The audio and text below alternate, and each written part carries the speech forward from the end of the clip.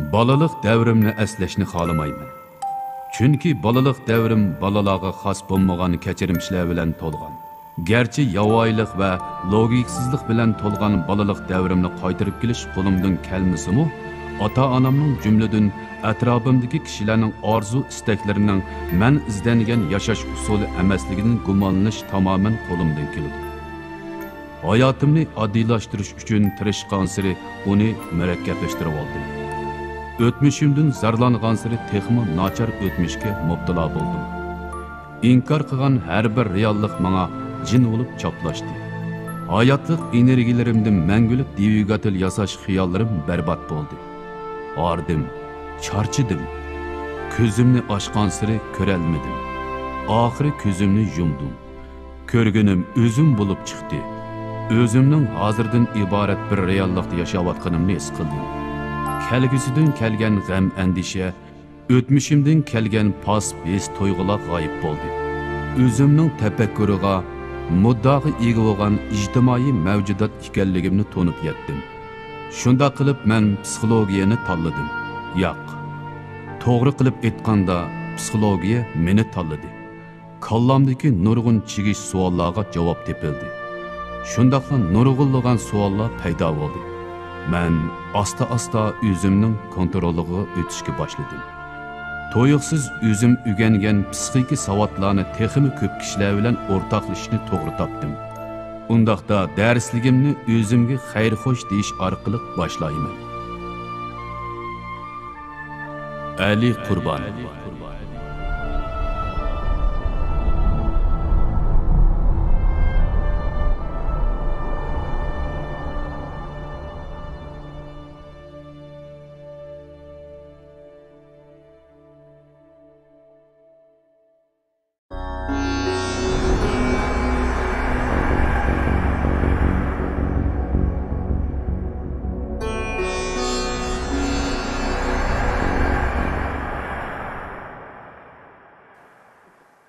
Assalamu alaikum. Bugün bizning o'tadigan darsimiz besim to'g'riliq. Ham nurg'a odamlar hozir jamiyatda besim to'g'riliq gap qildi. Masalan, iqtisodiy besim, ijtimoiy besim, bolalarning besimi, xizmat besim degandek nurg'un besimlarni. Amaliyotda besimning shakllanishida qandaq bir xil omillar mavjud degan vaqtda besimning shakllanishida asosligi u sirtqi muhitning yoki sirtqi yuz bergan ish voqealardan ko'proq kelmasdan balki odamning o'zining besimi qarshi tura oladigan psixik salohiyat chemberligining to'liq yetilmaganligi uchun odatda kishilar besim his qildi. Undasi psixik salohiyat chemberligi degan nima desa, bir odamning bundosh aytgan vaqtda kimligi. Kimligi degan nima desa, u odamning nimani yaxshi ko'radigan, nimani yaxshi ko'rmaydigan to'liq tushunchasi hisoblanadi. Nurg'a odamlar odatda turmushda o'zining nimani yaxshi ko'radigan, nimani yaxshi ko'rmaydiganligini bilmaydi. Bundaq ahvolda qanday ish yuz berdi degan vaqtda uning sirtqi atrofidagi kishilarning, ya'ni ko'p qism kishilarning yaxshi ko'radigan yoki ko'p qism kishilar qilgan ishlar uning nisbatan chuqum zurriyatdek, ashni yaxshi ko'rdigandek to'ylab ketadi. Ko'p qism kishilar qilmagan ishlar desa, u uni qiysi bo'lmaydigandek bir xil, u yaxshi ko'rmaydigandek tuyg'u hosil bo'ldi. Bu xil holatda kishilarda nim psixikasi paydo bo'ldisa, agish psixikasi. Agish psixikasi nimalarni paydo qildi degan vaqtda, masalan, ba'zida balkim atrofda kishilar qilgan narsaga yetarlik mablag' yoki yetarlik sharoit hozirlab uning agish olishi mumkin. Biroq ba'zilar shu deganda buning agishamaydi yoki uning yetishamaydi. Bundaq vaqtda kishilar nima bo'ldi deganda besim his qildi. Unda biz ma rasmni ko'rib boqaylik. Masalan, 10 odam bor deylik. Bu 10 odam asli bir tekshi, bularning mayli iqtisodiy sharoiti bo'lsin yoki bularning ijtimoiy o'rni bo'lsin, tekshi edi. Tuyuqsiz bu 10 son astiga tushgan vaqtda nimaga aylandi degan vaqtda 3 odam buning ichida qalpoqqa erishdi. Ama 7 odam qalpoq bormi degan 7 odam qalpoq yo'q. Bu vaqt qandaq bir hissiyat psixikasida yoki qandaq bir hissiyatda o'zgarish paydo bo'ldi deganda, ma 3 qalpoq kelgan odamda balkim bir xil sal huzur tuyg'usi paydo bo'lishi mumkin.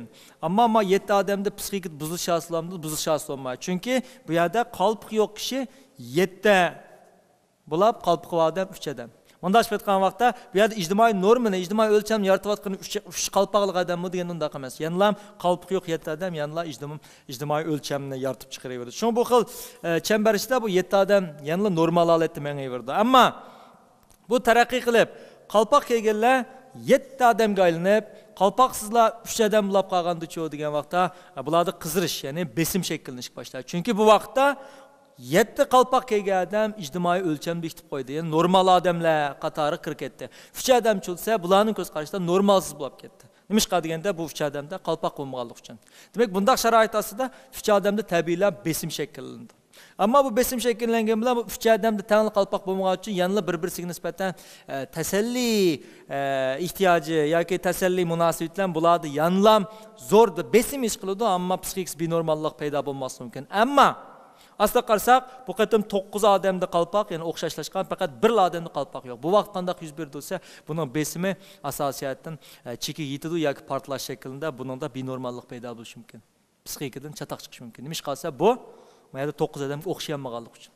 Demak, nurg'a odamlarda bulayotgan bu xil psixik besim yoki psixik binormallik nimadan kelib chiqadi desa, boshqalarga o'xshamaganlik uchun psixik besim kelib chiqadi. Masalan, bu yerda hammaning bir qulqi bor deb faraz qilsak, men tuyuqsiz sahnaga chiqib dars o'tayotgan vaqtimda men ikki qulqim bor, sizlar chuqurman ish og'ritishim mumkin. Yosh turib miypilab qoldi. Nima ish qiladigan vaqtda? Chunki bu yerda hammaning bir qulqi bor, mening ikki qulqim bo'lganligi uchun. Bu yerda meni qanday hissiyat o'zgarish bo'ldi desa, men o'zimni binormal ish qilishim mumkin. Yani bir quloq odam emas, ikki quloqli odam binormal ish qilishi mumkin. Nima ish qilsa? Chunki bu sinfda, ya'ni bir quloqning o'zi ijtimoiy o'lchamlik normani yaratib qo'ygan bo'ldi.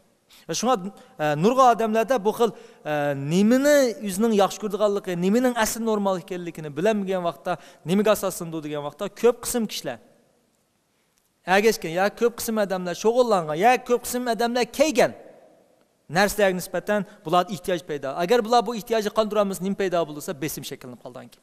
Ondan boshqa hozir yoshlarimizda masalan, yoshlarimiz orasida modulayotgan bir besim bor. Buning besimsi iPhone besimi hamda. Onda ise iPhone besimi qanday kelgan? Masalan, bu iPhone degan narsa mavjud bo'lmasda, hech kimning kallasida iPhone ehtiyoji yo'q. iPhone degan bir besim yo'q. Ammo ana vaqtida hech kimda undaq besim shakllanmagan. Ammo buni 3 odam olgan vaqtda, ya'ni tunji qatim iPhone chiqqan vaqtimi, kishilarga besim shakllanmagan, havas shakllangan faqat. Ammo iPhone ishlatganlar, ya'ni o'zining ma'lum to'p orasidagi-da, masalan 10 do'stning orasida 7 iPhone ishlatgan vaqtda bu 3 balada nima shakllandi degan vaqtda iPhone besim shakllandi. Ehtiyoj shakllandi. Ya'ni buning kallasida ibtidoiy men nima deydi bo'lsa, 7 do'stingda iPhone bor, senda nima ish yo'q. Sendimi bo'lish kerak degan kerakdan bir shakllandi. Unda esa bu uchinning ichida balkim buning iqtisod yetmas mumkin. Ba'zi olanmas mumkin. Bular qanday qildi degan vaqtda dal mushlar besim ichida yashaydi. Besim shakllandi. Bu besim bevas iPhone'dan kelgan, bu degan iPhone'dan kelmagan. Balki buning psixik salohiyat chemberkining immun kuchining, qarshi turish, yoqtish kuchining mandashib etgan vaqtda ojiz bo'lganlikdan bu 7 odamda bor narsa qandaqdir buningdimi bir ehtiyoj besimini shakllantirib qo'ydi. Agar buning ichida ikkisi har xil amallarni qilib, nurg'un badallarni to'lab masalan, qarz olib maqata qilib oldi. Bu vaqt xushal bo'ldimi? Xushal bo'lmaydi. U faqat 7 odamning ishi kirvag'ini xushal. U faqat normal bo'lvag'ini xushal. Endi masala nima keldi? Bu bir odamda. Bu balki buni oshkorlamas mumkin, ish bag'diga emas mumkin. Biroq buning qalbida nim shakllanadi, kuchli bir xil besim shakllanadi. Yoki bo'lmasa, biz shu onalarimizning orasida modulayotgan nur chapan voqeasini elib aytaylik. Mening opamning o'zining bir nur chapani bor. Men bir kun so'radim opamdan. Sen nur chapanni nima ish qilding? Deb so'rsam, opam, "Voy bu bek issiq" deb mundaq qildi. Aqlim muvofiqlashtirib tushandi dedi buni. Aniki men ishkirlab so'rab oldim. "Rosti issiqmi?" desam kulib ketdi opam. Emniyet opam bu nur chapanni kiyishlik sababi hargiz issiq bo'lganlikdan emas. U issiq bo'lganlik mundash aytgan nur chapanning qisman funksiyasi hisoblandi. Asas funksiyasi nimasi?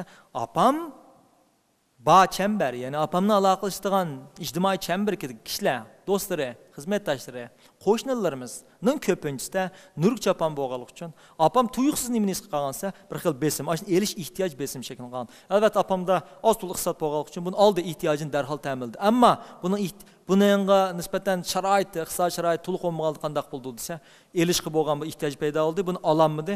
Bu vaqtda besim shakllandi. Demak, bizning bu yerda to'xtamay deb kelayotgan besim nereden kelyapti degan vaqtda dal uningda yo'q, yoki ma'lum narsani rad qilish salohiyati bo'lmaganligi uchun, rad qilish qobiliyati bo'lmaganligi uchun u boshqalar ya'ni ko'p sondagi odamlar erishgan narsani yoki ko'p sondagi odamlar ishlatgan narsani uningmi bir ishlatish ehtiyoji bordek his qildi. Demak, bu yerda biz deyotgan besimning hammasi sirtqi sharoit, muhit bilan munosabat qilmasdan, o'sha odamning o'zining men bu yerda aytgandek psixik salohiyat chemberkining ojiz bo'lganligidan besim his qilish shakllandi.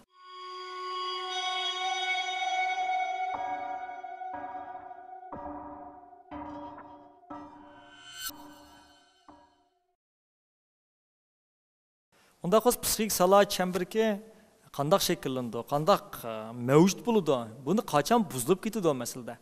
Buni biz nereden izleyimiz degan vaqtda, nurg'un vaqtda bola vaqtidan tortibla odamda tabiiy psixik salohiyat chemberki asli mavjud bo'ladi. Yoki mavjud bo'lmagan taqdirda kichik vaqt yetildigul bo'ldi. Biroq buning ota-onalar ko'pincha xatoyi teklash, ota-onalarning aralashib olishi yoki doim ota-ona bola uchun qaror chiqarib berganligi uchun bolada tabiiyla o'zining qarorini chiqara olmaslik yoki bo'lmasa tanlash huquqi bo'lmaslik yoki o'zining yaxshi ko'rgan narsani rad qilish, o'zining yaxshi ko'rgan narsani erishga bo'lgan ma'qul sharoitini asosan ota-onalar buzib yetadi. Masalan, bir bola bir necha mevaning ichida olmani masalan yaxshi ko'rmagan bo'lsa, apsi bu bolaga nima deyish mumkin desa, mush olmani ye. Chunki bu olmani inson sana foydali qiladi deyish mumkin. Yoki bo'lmasa hammadan bunday qilib, sen ham shunday qilmaysan deyish mumkin.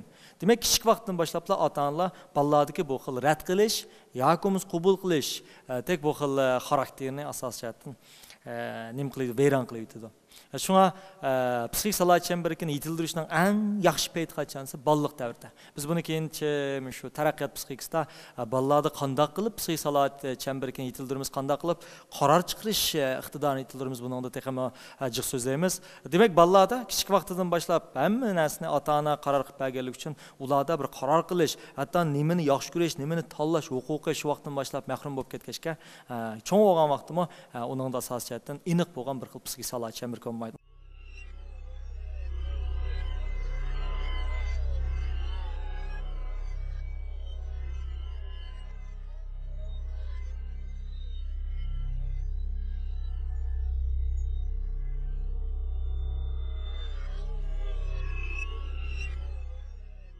Psixik salohiyat chemberki deganimiz bundosh aytgan bir qalqon hisoblanadi. Qalqon. O sirtqi yuz bergan ishlarga yoki bo'lmasa har xil o'z ehtiyojlik bo'lmagan ma'lum bir talablarga nisbatan qalqonlik rolini o'taydi. Masalan,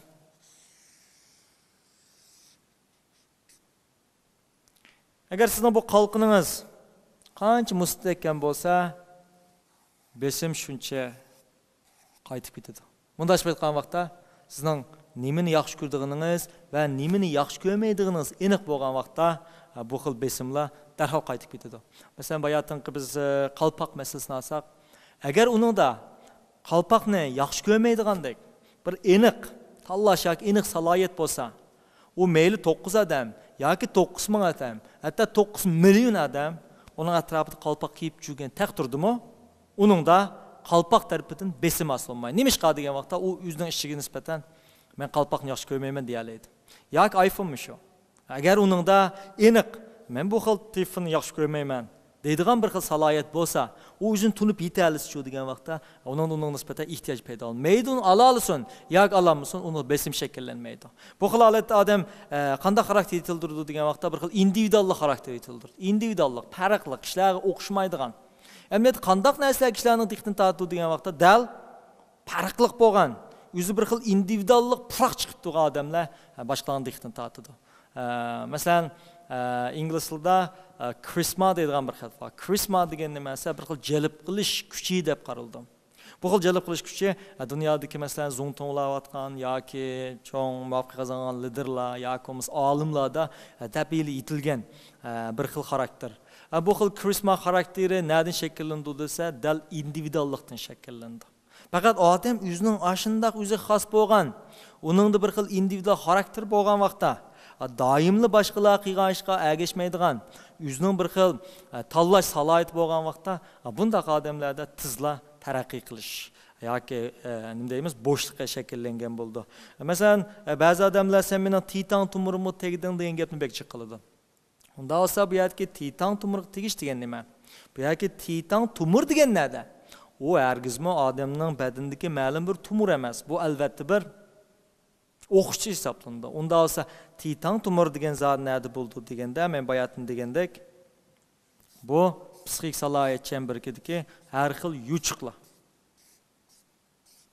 ishkilinishlar, uning o'zining kimligiga nisbatan hech qanday bir aniq bo'lmagan tuyg'ular hisoblangan gap.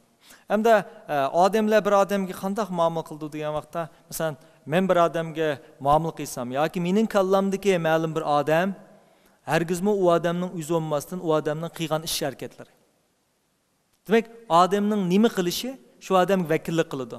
Bizga nisbatan biz odamlarni uning qilgan ishiga asosan hukm qilamiz.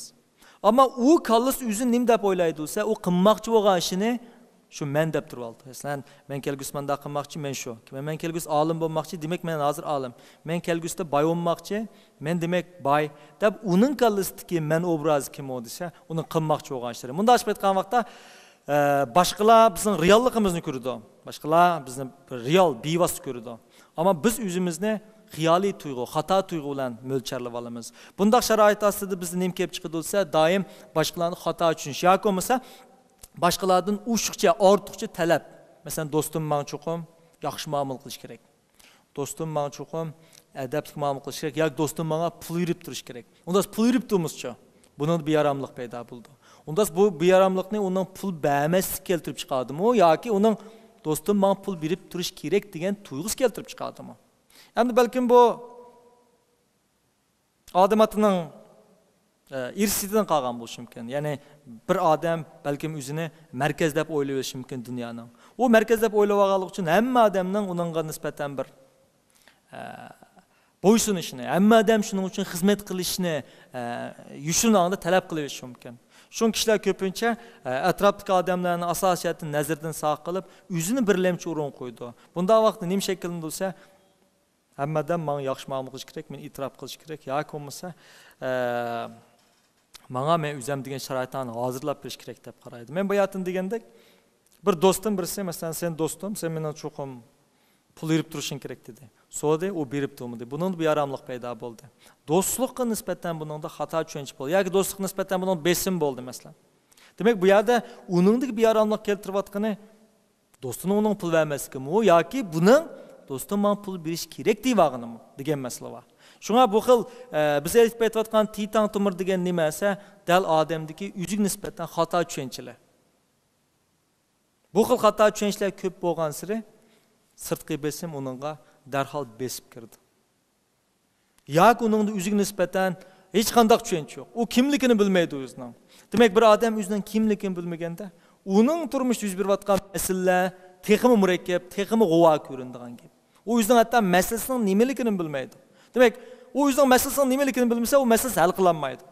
U faqat masalaning borlig'ini, mavjudligini biladi, biroq masalaning nimaligini bilmaydi. Masalaning nimaligini bilmaganda uning nisbatan konkretni tadbir qo'llanmaydi. Bu vaqtda odamlar tuyg'usizlar besim ichiga kirib qoldi.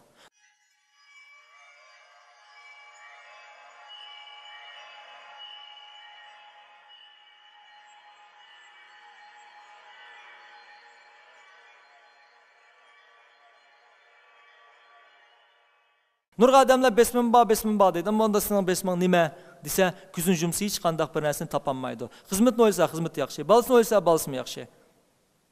Hammani o'ylsamiz joyida, biroq besim bordek ish qildi. Nima ish qilsa, uningda psixik salohiyat chamberga intayin mo'xu deb qo'yamiz, g'uvo bo'lganlik uchun u zot o'zining besim manbasining nerdan kelayotganligini bilmaydi. Amniyat uningdagi besim manbasi nerdan kelyapti-sa, dal ehtiyoj besimidan kelyapti. Bu ehtiyoji uning asli shaxsiy ehtiyojimi degan unda emas. Faqat atrofdagi kishilarning shug'ullanayotgan narsa uning asosiyatning ehtiyoji bo'lib qoladi. Shunga biz ko'pincha psixologiyada cho'qim bir odamning psixik salohiyat chamberiga bunda ochib aytgan vaqtda uningda bir kimlik salohiyati bo'lishi kerak deb qaraymiz. Unda marimni men bir tushuntirib o'tayin. Masalan, ma bir tal uy. Bu uyning atrofida qo'rshav yog'och bor. Biz faraz qilaylik. Ma yog'och bo'lmasa, Agar onunda bir qo'rshav yog'och bo'lmasa, bu uyning atrofiga chuqum bir necha kundan keyin axlat to'kilib qolishi mumkin. Yo kishilar bu yoq velosipedlarni to'xtatib qo'yishi mumkin. Hatto bu yani xola uburnining o'rnida ishitish mumkin. Nima ish qilsa? Chunki bu uyning chegara sezilmagan. Agar buni chegara sezib qo'yish bo'lsa, tabiiy odam buning sirtida bo'ladi. Demak, odamlar ko'pincha aloqa qilgan vaqtda ular o'zining aslidagi boshqadan talab qiladigan ehtiyojini bevos o'tirib qo'ymaydi. Buni yushurdi. Masalan, bir odam meni ko'nglimga tekkidek yoki meni ismimni atab yoki bo'lmasa Qalaymxon mening laqam bilan to'ldi. Hey, hoy deb to'lgan bo'lsa, masalan, men buni ko'nglim keldi. Biroq u mendan sizning ko'nglingiz keldimi deb so'ragan vaqtda yo'q deb turib oldi. Unda bo'lsa, bu ikkinchi qatim buni mening u odamning meni yana o'ylab to'lash imkoniyati kuchliqmi degan kuchliq. Albatta u meni yana o'ylab to'laydi. Men yana beyaram bo'lma. U meni yana o'ylab to'laydi. Yana men beyaram bo'lma. Bu vaqt nim paydo bo'ldi degan vaqtda menda u odam bilan bo'lgan o'tirishimizda hech qanday siziq sezib etmaganligim uchun u mening territoriyamga yoki mening psixik o'rnimga busab kiraverdi. Agar men uningga siz meni o'ydimang, mening ko'nglim keldi degan bo'lsam, u chog'i nima shakllandi? U faqat 1 minutlik yoki yarim minutlik ko'ngli yerim bo'lib yoki beyaram bo'lishi mumkin, ajab dedi. Ammo uningdan u meni o'ydimas mumkin.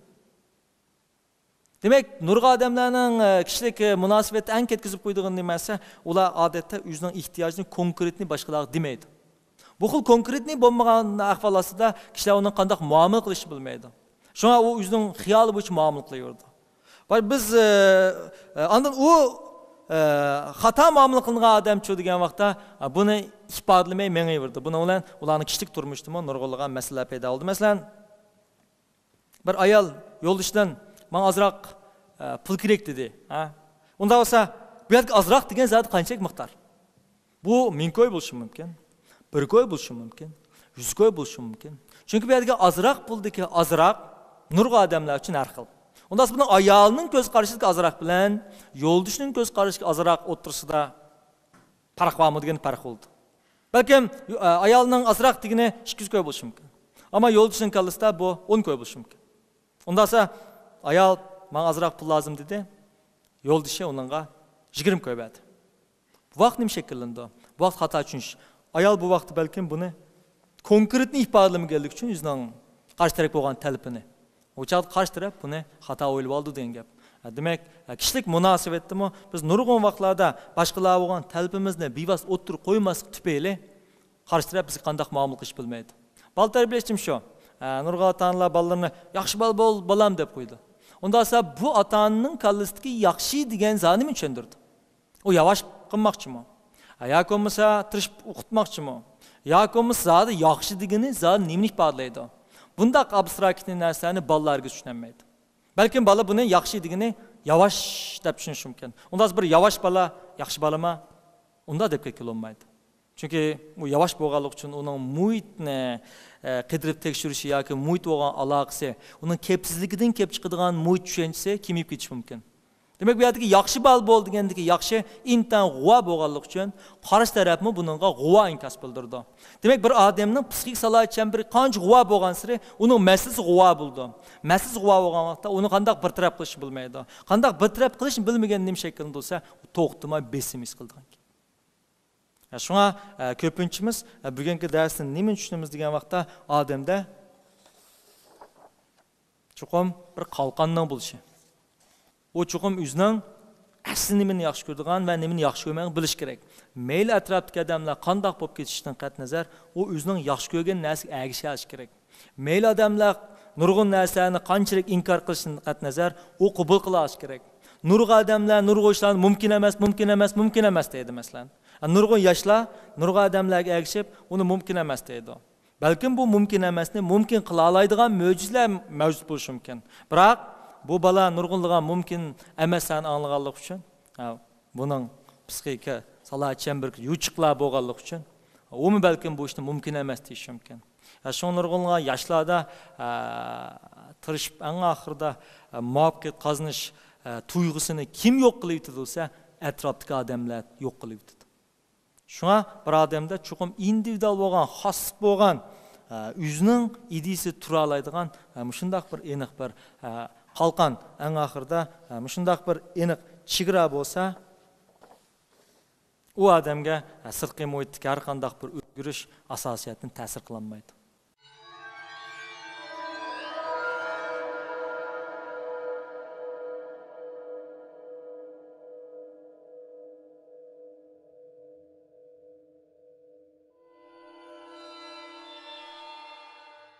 Onda olsa, bugün sözlerden müşahitçe, eğer düşünmegen sualınla olsa sorsanız bulda.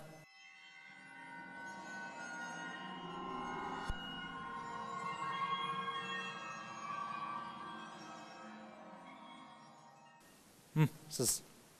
Assalamu alaykum Ali Malim. Bu dersleriniz dep ötkendek küçük naite nurgun küçük balalarning küçük vaqtida salohiyat chambagi aniq belgilanmaydigan ota-onasiniki har xil qarashlar sababidan bu nurgun yo'chuqlar paydo bo'ldi ekan. Endi bunda bo'lganda biz cho'ng bo'lganda shu psixikamizdagi salohiyat chambariga yo'chuqlarni qanday bo'lganda eng yaxshi hal qilib buni tuzab keta olamiz? To'g'ri savol. Masalan, men sizdan bir savol so'ray. Bu sınıfta sizning 100 yuan pulingiz yutib ketdi. 100 yuan pulingiz yutib ketgan vaqtda buning ichida do'stlaringiz bor, tanishlarmidi buning hammasi.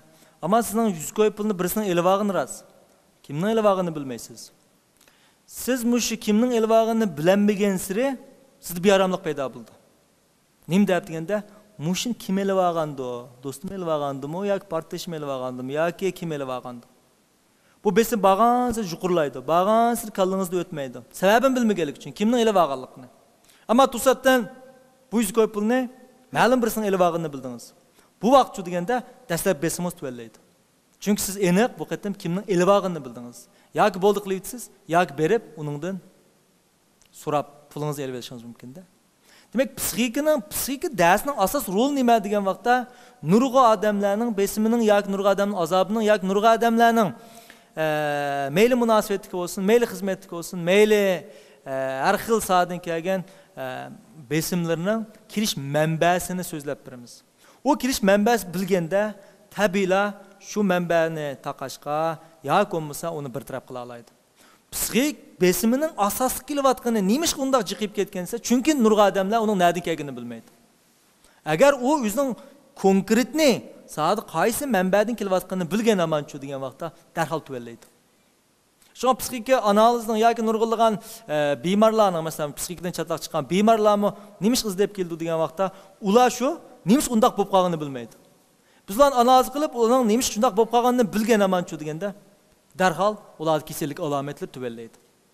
Şuna mushu darsdan anglash orqali ama şu mesela başına ahir anlaş arqılıq adamlar üzün düşünüşkü başlaydı. Üzdeki meselelerini bayqaş başlaydı. Bunu düşüngen amançı olsa biz bayatın degende psixikalik yuçuqları özlüküden taqılıp mağdı. Çünkü adamın psixikisini yaxşılaştan en yaxşı olan mesela psixik ügünüş. Psixiki degen mesela psixik degen biz adamdan sapası hesaplandı. Sapa degen mesela sapa degen dal psixik salay çember ki. Bir sapası var adam o bir individuallik yaratgan buldu.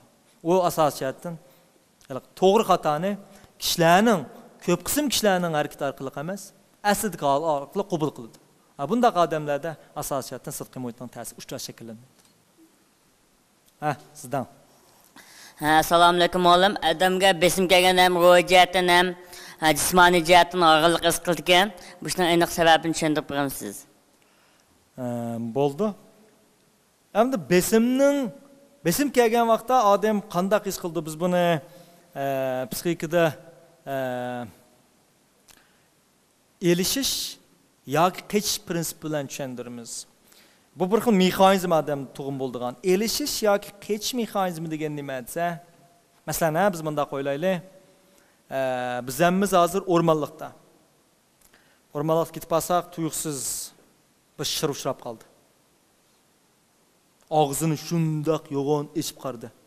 Bu shirni hargizmi tomoqdan parz tutamdiki deb o'ylamadim. Bu shundali bo'lsa, yeydigan shir. Unda aslida qanday tuyg'u paydo bo'ldi? Bu vaqtda mendal turishlar, chinglar kirishidi, ko'zlaringlar yo'g'onab ketadi, mushkullar aytibsizlar. Unda aslida badanda qanday tuyg'u paydo bo'ldi degan vaqtda, badanda birinchi börek usti ya'ni besim o'rmini deymiz, börek usti o'rmini ajralib chiqadi. Bu ajralib chiqqanda qanday harakat, qanday ahvol yuz berdi desa, bu butun badanni bir xil jiddiy holatga keltirdi. Qon aylanish yaxshilandi. Nima ish qiladigan vaqtda? Chunki shirni ko'rgan vaqtda odamda ikki xil tuyg'u paydo bo'ldi. Birisi uning bilan elishish yoki qichish. Unda elish uchun qanday qilish kerak? Kuchlanish kerak. Kuchlanish uchun badan buni oldi bilan tunib bo'ldi. Chunki biz shirni ko'rgan vaqtda bizning kurish nervimiz orqali bizning nerva markaz bir taraf qiyg'uvchimizga signal keldi. Shir ko'rildi, tahdid, bu sening hayoting bilan munosabat, hayot mamoting bilan munosabat degan signal keldi. Bu signal kelgan vaqtda butun badanga signal uruytidi. Tahdid keldi, yo alishsan, yo qochsan, tayyorlik qil deydi. Buning tayyorlik uchun badan nima ish qildi desa, birinchi qon aylanish tizishib ketadi. Nayt tizishib ketadi. Börek üstü bezdeki hormon qo'yib berildi. Hücrelerdeki barliq energiyalar qo'l-putlaq yig'ildi. Anındakin energiya masalan yağ va shakar holatda u barliq kichikgina energiyani saqlab qolmay butun badanga chiqarib turdi. Chunki bu vaqtda uni hayot bilan munosabat bo'lganlik uchun diqqat butunlay shir kirdi. Bunda vaqtda odam shirdan boshqa hech narsani anglamaydi, shirdan boshqa hech narsani ko'rolmaydi. Bunda vaqtda apang to'lab tamaqani yeyolsam anglamaysiz. Ya komisa kiyimning markasi ya kiyimim to'polab ketami deb o'ylamaysiz. Sizda bu yerda birinchi diqqat qiladigan narsa shir, qanday qech. Bu xil diqqatga odamda g'oyat zo'r energiya ketadi. Demak, odamlar turmushidagi nurg'un ishlarga xuddi shirga o'xshash muomala qilib olganlik uchun uning badandagi 5 energiyalarning hammasi mayli qon yoki may shaklida bo'lsin, barliq energiyalar sarf bo'lib ketgachga odam intayin org'inlik yashaydi. Endi bugungi jamiyat targizma bir odam xizmatga yoki maktab berishariyan shir ushlab qolmaydi. Ammo nurg'a odamlar odatga masalalarga shirga o'xshash muomala qilib turib oldi. Demak, bu xil besim ostida yashaganda odamni tizla charchash paydo bo'ldi. Yoki bo'lmasa, men otni misol olsam, bizning badnimiz ot bo'lsa, bizning ro'yitimiz, ya'ni bizning kallimiz chavandoz bo'lsa, bu otni yaxshi boshqarib mang'alaydi endi. Ani qil, mani qil, mani qil, ani qil deb ma ro'yit badanni boshqara oladi. Agar tasatibing menda bo'lib qolsa, bu chaq chavandoz ostida ot ustulab qolsa, badan bu chavandozni boshqarsa, bu uzun bo'lmay qilish mumkin. Bu xil org'inlikda albatta org'inlik shakllanadi. Shunga doim odamlarning to'g'ri bo'lgan ro'y holati badanni boshqarib turish kerak. Qachonda badan uning ro'y holatini boshqarib olgan ham uningda asosiyatan charchash, axloqiy charchash, ro'yi charchash, jismoniy charchash, ma'naviy charchash darhol shakllangan. Shu odam charchash his qildi.